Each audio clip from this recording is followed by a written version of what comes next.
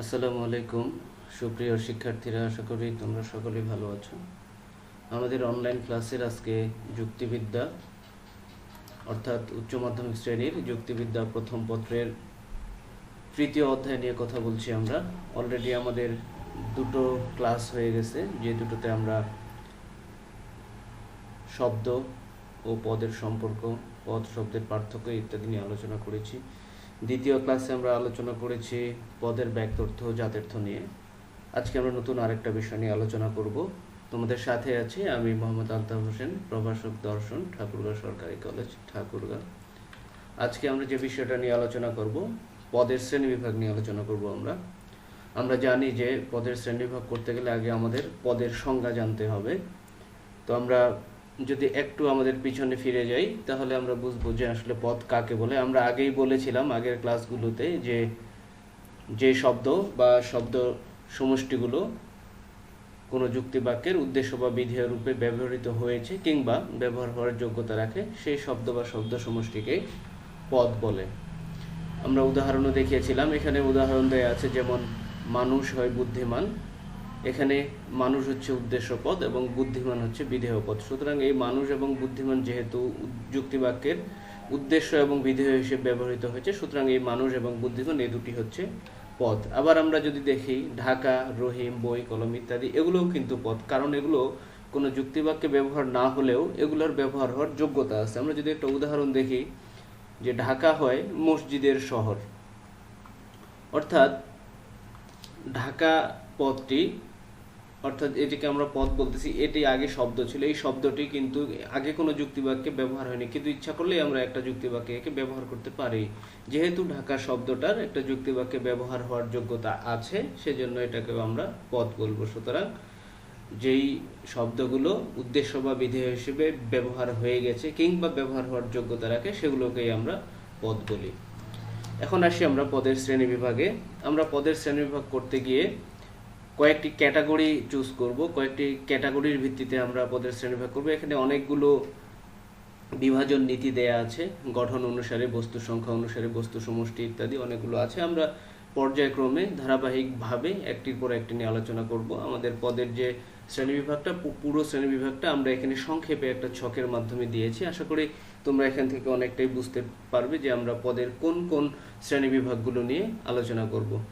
তো পদের শ্রেণীবিভাগের যে বিভাজন নীতিগুলো আছে, এগুলো আমরা ধারাবাহিকভাবে আলোচনা করতে যাচ্ছি। প্রথমেই আমরা আলোচনা করব যে কোনো পদের শব্দ সংখ্যা কিংবা গঠনগত দিক থেকে পদ আসলে কয় প্রকার।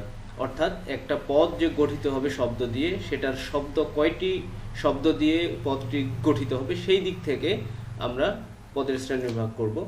এদিক থেকে আমরা দেখি যে পদ দুই ধরনের হয়, অর্থাৎ একটি হচ্ছে সরল পদ আর একটি হচ্ছে যৌগিক পদ। সরল কথার অর্থ আমরা একেবারেই বুঝি যে যেই পদ একটি মাত্র শব্দ দ্বারা গঠিত হবে, অর্থাৎ যেই পদটা একটি শব্দ দিয়েই গঠিত হবে। এখন এই শব্দটি শুধু মা হতে পারে, গা হতে পারে, বই হতে পারে, ঢাকা হতে পারে, মানুষ ইত্যাদি হতে পারে।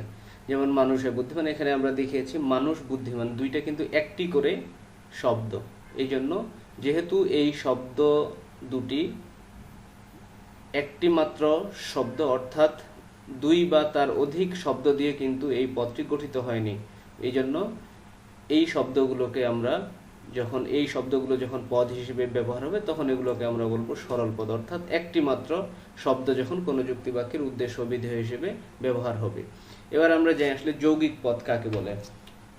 যৌগিক পদ আসলে যেই পদটা দুই বা তার অধিক শব্দ দিয়ে গঠিত হয়, অর্থাৎ দুই বা তার অধিক শব্দ দিয়ে যদি কোনো পদ গঠিত হয়, তাদেরকে আমরা বলবো যৌগিক পদ। যেমন এখানে উদাহরণে দেয়া আছে আমাদের, ঢাকা হয় মসজিদের শহর, রুমা হয় সৎ ও মেধাবী, নজরুল হয় বাংলাদেশের জাতীয় কবি, জাভেদ ও রাশেদ ও জাভেদ হয় মেধাবী। এখানে আমরা যদি এইটাকে একটা যুক্তিবাক্য ধরি, ঢাকা হয় মসজিদের শহর, এখানে ঢাকা হচ্ছে উদ্দেশ্য পদ, মসজিদের শহর হচ্ছে বিধেয় পদ। কিন্তু ঢাকা একটি মাত্র শব্দ দিয়ে গঠিত, সুতরাং এটা সরল পদ।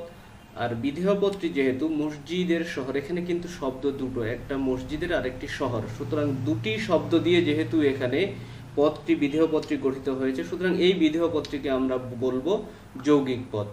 আবার এখানে রুমা হয় সৎ ও মেধাবী, এখানে সৎ ও মেধাবী হচ্ছে বিধেয় পদ, সুতরাং এই সৎ ও মেধাবী এটাকে আমরা বলবো যৌগিক পদ, যেহেতু এখানে বিধেয় পদটি দুইটি শব্দ দিয়ে গঠিত হয়েছে, একটি সৎ আর একটি মেধাবী। আবার পরের উদাহরণটি আমরা দেখতে পাচ্ছি নজরুল ভাই বাংলাদেশের জাতীয় কবি। এখানে কিন্তু বিধেয় পদটি তিনটি শব্দ দিয়ে গঠিত হয়েছে, অর্থাৎ হয় এর পরে পুরোটাই হচ্ছে আমাদের বিধেয় পদ, অর্থাৎ বাংলাদেশের জাতীয় কবি। এখানে শব্দ কিন্তু তিনটা, কিন্তু পদ একটা, সেটা হচ্ছে বিধেয় পদ। সুতরাং এই ধরনের যত পদ আছে, যেই পদগুলো দুই বা তার অধিক শব্দ দিয়ে গঠিত হবে, সেগুলোকে আমরা বলবো যৌগিক পদ। পরের যে ক্যাটাগরিটা আছে পদের শ্রেণী বিভাগে, সেটা হচ্ছে বস্তু সংখ্যার দিক থেকে, অর্থাৎ ওই পদ দিয়ে কি পরিমাণ বস্তুকে বোঝানো হচ্ছে সেদিক থেকে যদি আমরা বিচার করি, তাহলে আমরা পাবো পদের দুইটি দিক, একটি হচ্ছে সাধারণ পদ আর একটি হচ্ছে বিশিষ্ট পদ। সাধারণ পদ এবং বিশিষ্ট পদ।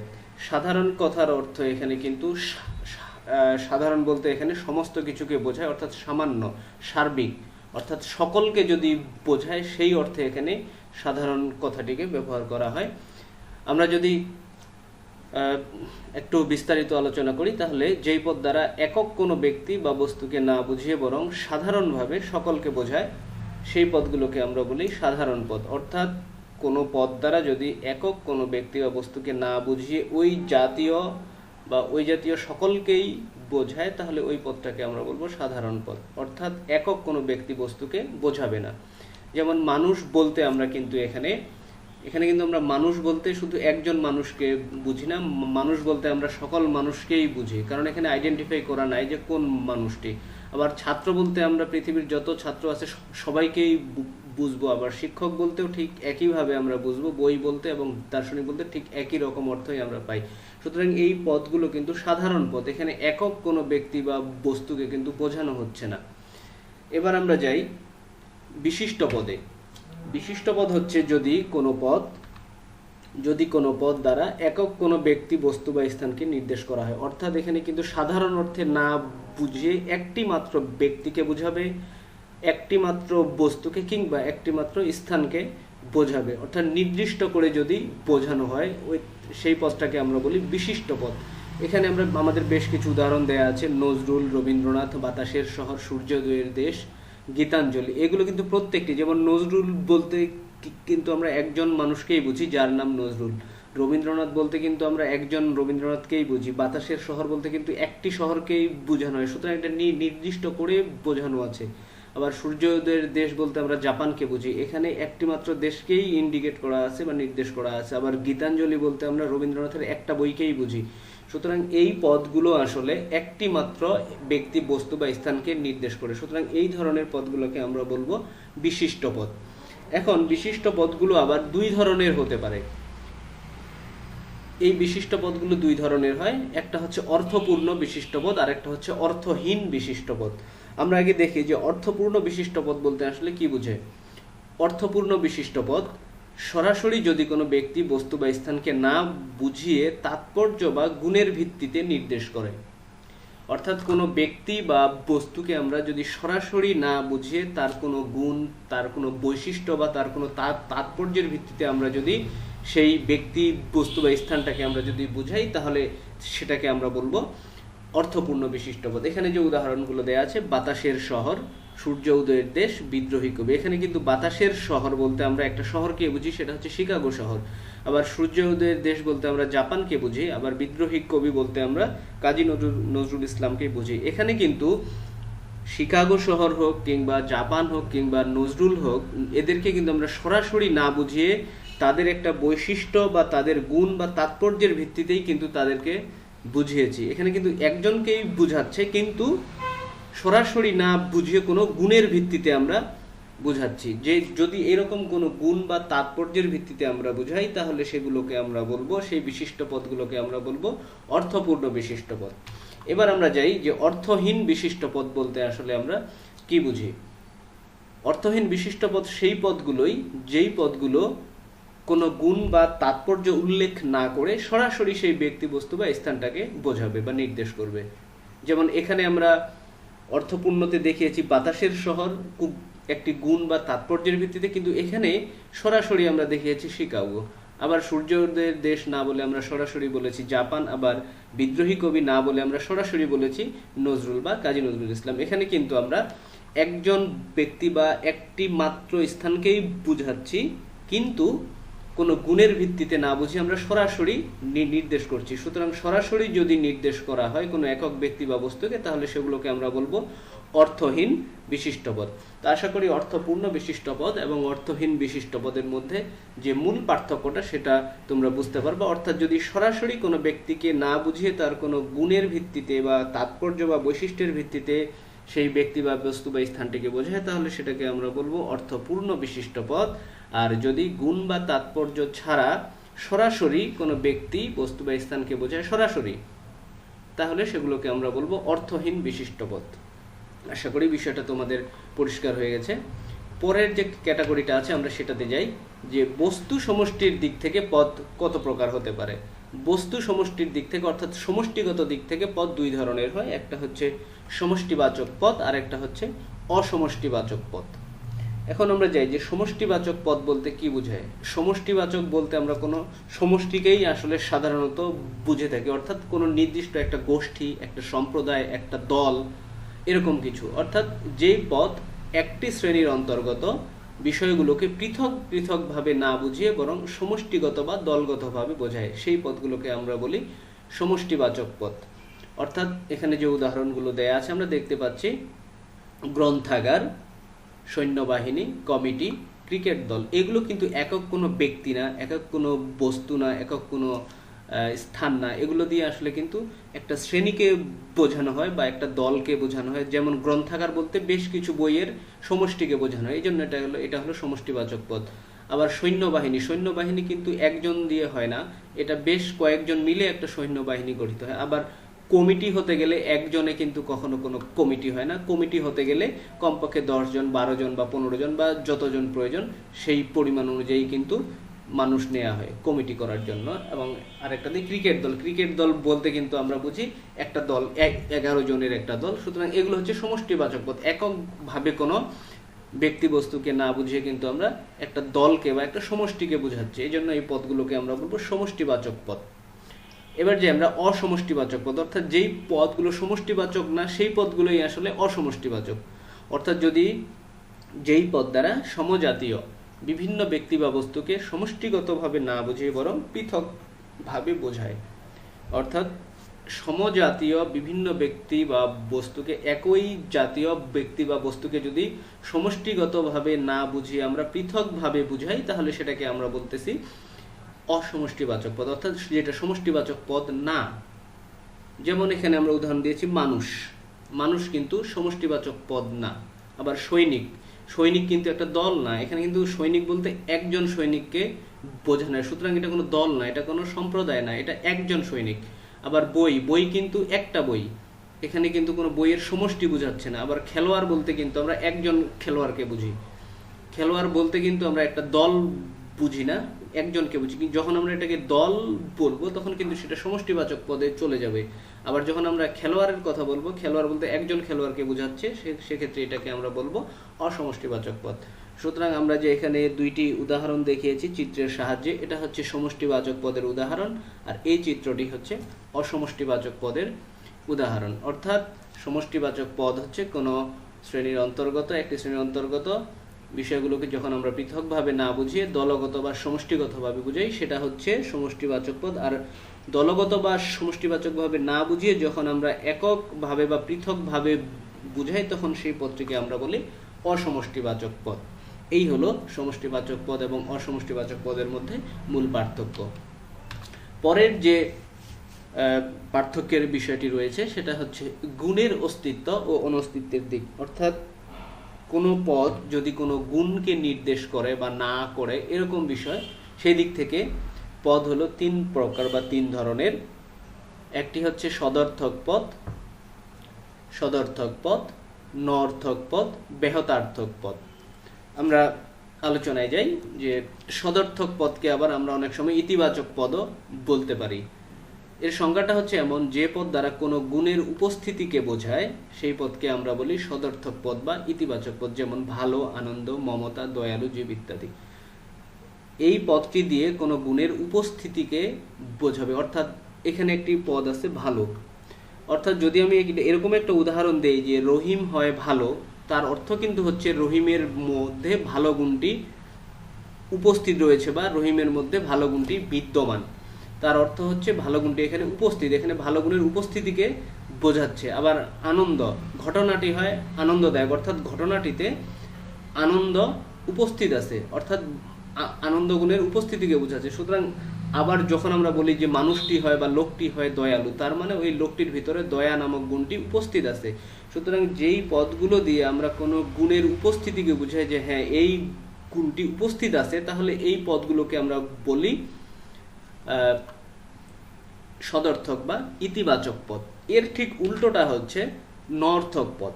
অর্থাৎ যদি আমরা কোনো পদের অনুপস্থিতিকে বা অভাবকে বুঝাই, অর্থাৎ পদটি দ্বারা এমন কোনো গুণকে বুঝাবে যে গুণটা নেই বা অনুপস্থিত, কিংবা ওই গুণটার অভাব রয়েছে, এইরকম কোনো গুণকে যদি কোনো পদ নির্দেশ করে, তাহলে সেইগুলোকে আমরা বলবো নর্থক পদ বা নেতিবাচক পদ।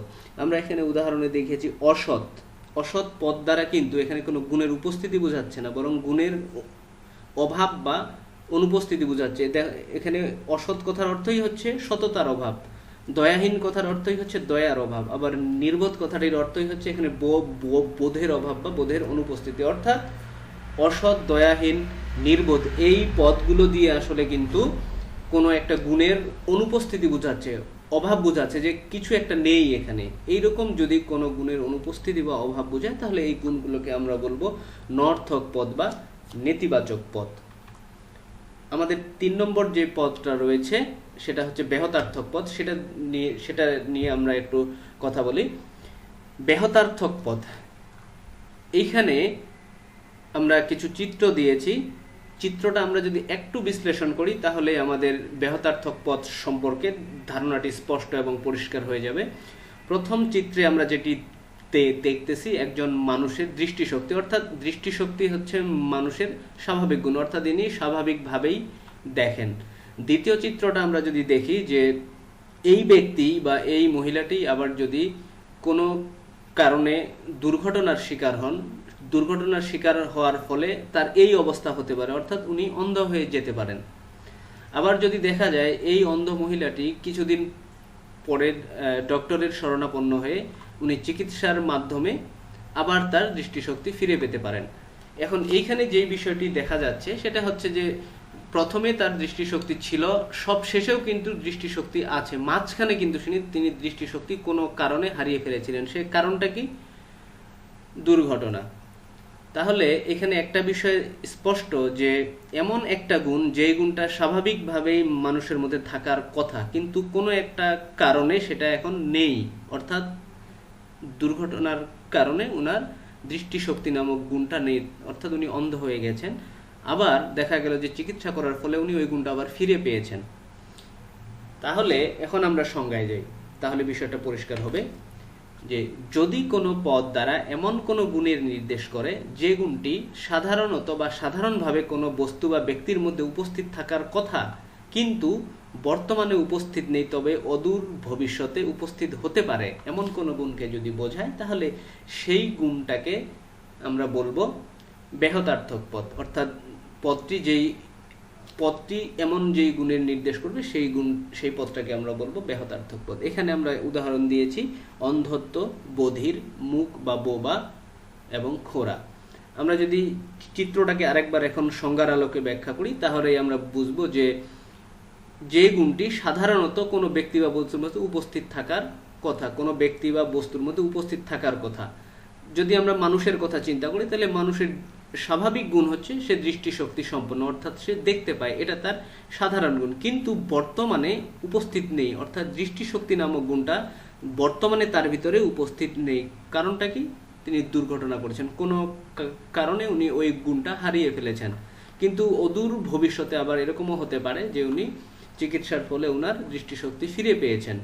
তার মানে প্রথমত দেখা গেল স্বাভাবিক গুণ হচ্ছে দৃষ্টিশক্তি, কিন্তু কোনো কারণে দৃষ্টিশক্তি তিনি হারিয়ে ফেলতে পারেন, আবার ভবিষ্যতে তিনি দৃষ্টিশক্তিটা ফিরেও পেতে পারেন। সুতরাং এই যে অন্ধত্ব দিয়ে আমরা কি বোঝাচ্ছি? দৃষ্টিশক্তি হয়তোবা সাধারণ গুণ ছিল দৃষ্টিশক্তি, কিন্তু বর্তমানে সেটা নেই, আবার ভবিষ্যতে দৃষ্টিশক্তিতে ফিরে আসতে পারে, এই রকম গুণ যেহেতু নির্দেশ করতেছে এই অন্ধত্ব দিয়ে, সেজন্য এই অন্ধত্বটাকে আমরা বলবো ব্যাহতার্থক পদ। অর্থাৎ ব্যাহতার্থক পদ হচ্ছে সেই পদ যেই পদ দ্বারা এমন কোনো গুণের উপস্থিতিকে বুঝাবে যেই গুণটি সাধারণভাবে উপস্থিত থাকার কথা কিন্তু বর্তমানে নেই, আবার ভবিষ্যতে ফিরে আসতে পারে। যেমন বধির, যিনি কানে শুনেন না। তো মানুষের কথা যদি আমরা চিন্তা করি, মানুষের স্বাভাবিক গুণ হচ্ছে সে কানে শুনবে, কিন্তু যদি কোনো কারণে সে কানে না শুনে, কিন্তু ভবিষ্যতে এরকম হতে পারে সে আবার কানে শুনতেছে, সুতরাং স্বাভাবিক গুণ তার কানে শোনা, মাঝখানে সে কোনো কারণে হয়তো বা বধির হয়ে গিয়েছে, শুনতে পাচ্ছে না, কিন্তু ভবিষ্যতে আবার তার শ্রবণ শক্তি অর্থাৎ শোনার যে ক্ষমতা সেটা ফিরে আসতে পারে। তার মানে এই ধরনের গুণগুলোকে যেই পদ দ্বারা নির্দেশ করা হয় সেই পদগুলোকে আমরা বলবো ব্যাহতার্থক পদ। তা আশা করি যে গুণের অস্তিত্ব ও অনস্তিত্বের দিক থেকে আমরা যে কয়টা বিষয়ে যে তিনটা পদ দেখলাম, একটা সদর্থক পদ অর্থাৎ গুণের উপস্থিতি, নঅর্থক পদ গুণের অনুপস্থিতি, এবং শেষেরটা হচ্ছে ব্যাহতার্থক পদ অর্থাৎ উপস্থিত থাকার কথা ছিল কিন্তু বর্তমানে নেই, আবার ভবিষ্যতে সেই গুণটা ফিরে আসতে পারে, এটাকে আমরা বলতেছি ব্যাহতার্থক পদ। তো সুপ্রিয় শিক্ষার্থীরা, আমি আশা করি যে পদের যে শ্রেণীবিভাগ, যেই ক্যাটাগরিগুলোর ভিত্তিতে আমরা পদের শ্রেণীবিভাগ করেছি, আরও বেশ কিছু ক্যাটাগরি আমাদের বাকি আছে। তো সেই ক্যাটাগরিগুলো বা বিভাজন নীতির আলোকে আমরা পরবর্তী ক্লাসে পদের বাকি যে শ্রেণীবিভাগগুলো বাকি রয়েছে সেগুলো নিয়ে ইনশাল্লাহ আরও আলোচনা করব। আজকে এ পর্যন্তই। আর তোমাদের যদি কোনো প্রশ্ন থাকে, কোনো জানার থাকে, তাহলে দ্বিতীয় স্লাইডে আমার ফোন নাম্বার দেয়া আছে, সেই ফোন নাম্বারে তোমরা